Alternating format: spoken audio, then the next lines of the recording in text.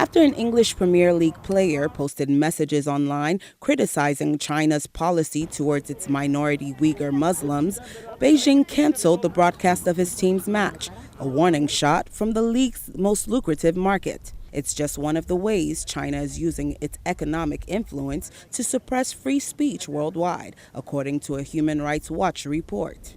China has been harassing and intimidating any kind of activities and speeches that criticize China's human rights record in the UN.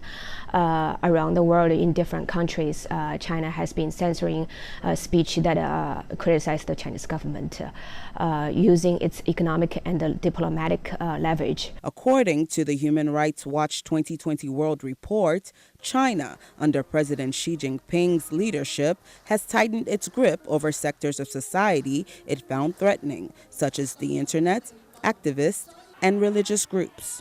This is the most severe period of repression that we've seen in decades in China, probably going back to the Cultural Revolution or an era like that.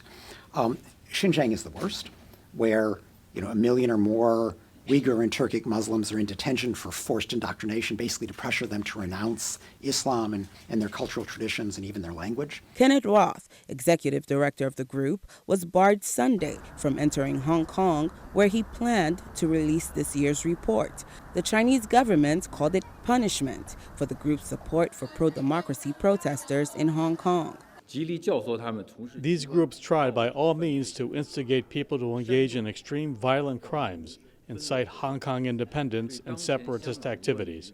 These organizations are held responsible for the current unrest in Hong Kong and should be punished and pay their due prices. Several countries have publicly criticized China for human rights violations, but stopped short of taking concrete measures against Beijing, including the West, where domestic issues like Brexit have diverted attention. Traditionally, countries that have been strong on human rights have not said enough about the human rights situations in China.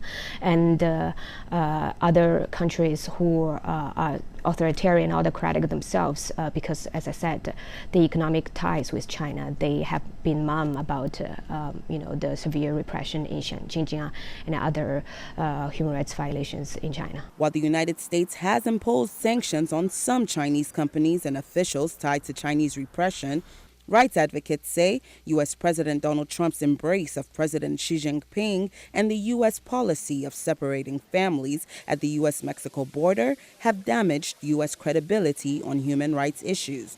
Jesusemen, VOA News, Washington.